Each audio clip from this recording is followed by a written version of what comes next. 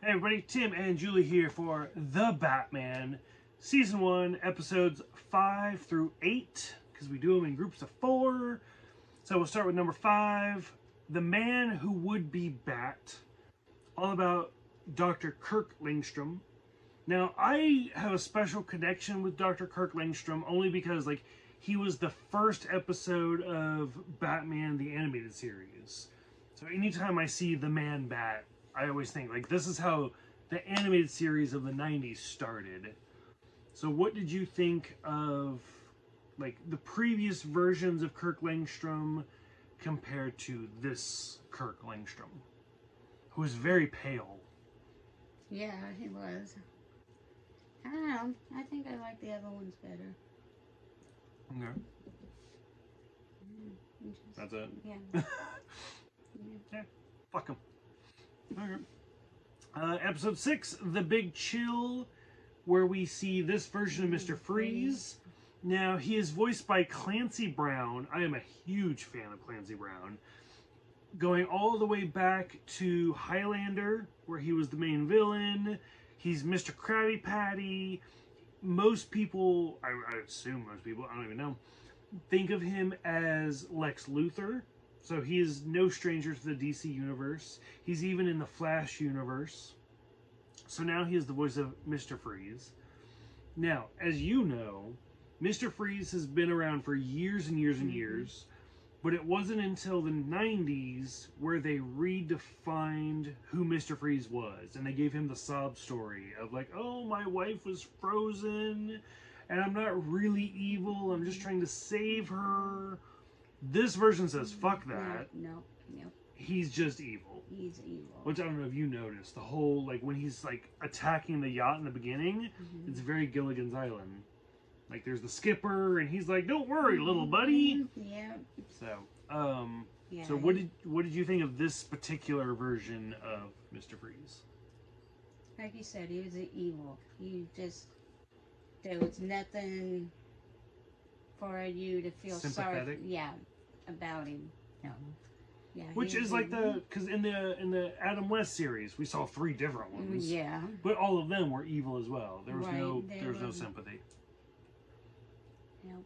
So did you like him? Did you not like him? And even his design, where it's his design was okay. But I had no sympathy for him. He was. That means he's a good villain then. I guess. I don't know. Yeah. I liked some of the other ones better. Okay. So we go from the Big Chill to the Big Heat, where we see this version of Firefly, voiced by Jason Marsden, who, again, big fan. I've met him here in Portland at a Comic-Con one time. The voice of Max Goof from a Goofy movie. He played the young Burt Ward in the Return to the Batcave movie. And he's been in Batman Beyond. He's been in a lot of DC stuff before. We've heard his voice. Yeah. The thing that I don't like about this particular Firefly is he looks like a wasp. Yeah. And as somebody who is terrified of bees, he doesn't look like a firefly. He looks like a fucking wasp. Yeah. I was like, nope. Yeah. We also meet a new character in this episode, Mayor Grange. It was Adam West. Every time Mayor Grange came up, I was just like this to Julie the whole time. I was like, who is that? It took me after the first time, then I got to list. That is Adam West. Anytime there's an actor that Julie should 100% know, the entire episode I just stare at her like, who is it? And she's like, fuck, I don't know, who is this? But yeah, I recognize Adam West. That is Adam West. And it's good Adam West. It's not over the top Adam West. If you don't know who he is, it's good. Yeah. It's Mayor Grange. Yeah. So this is not, I won't spoil who. This is not the only returning Batman actor. We will see others throughout the series. From the 90s and the 60s. So we'll leave it at that. But I was happy for Mayor Grange. Let's see. And then the final episode for this one, episode 8, Q&A, where the character Cluemaster comes in. What was the character in Batman Beyond? Wasn't that Cluemaster also? The guy that had the little orb? I think so. Yeah. That was It something. kind of sounds familiar. Anyway, so Cluemaster is played by Glenn Shaddix, who I am a big fan of. He was very, very popular back in the 90s.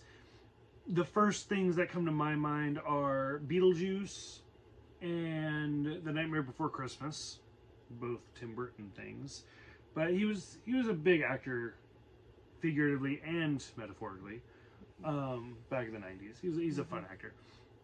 And this episode kind of reminded me a lot of Baby Doll, where it was like he got wronged back in the day on a game show, and now he just wants revenge. Yeah. And so now it's almost like Jeopardy, where he's doing like the trivia thing. So what did you think of Cluemaster and his revenge on the game show host and the woman who beat him? Just a poor loser. Yeah, 100%. I agree. Poor loser. I mean, yeah, I'm probably, there's some shows that I've watched that, you get tired of seeing the same person winning and stuff. So, they got to some shows have to keep their ratings up, so they're gonna, continue to let a person win if they're bringing in, a lot of viewers. But, makes sense. yeah, but yeah, I don't like sore losers though. Alright, so like I said, a lot of season 1, we're almost done with season 1.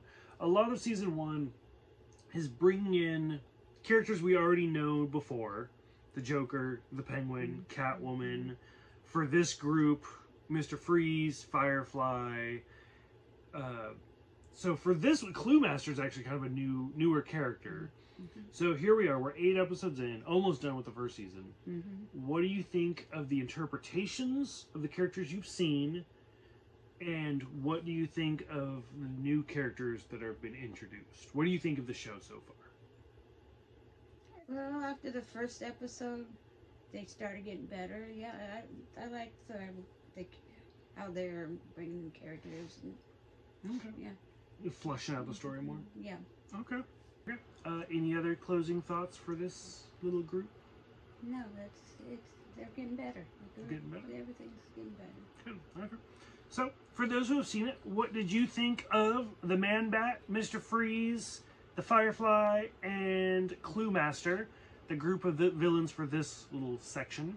Thank you guys for watching and subscribing, and we will see you guys next time.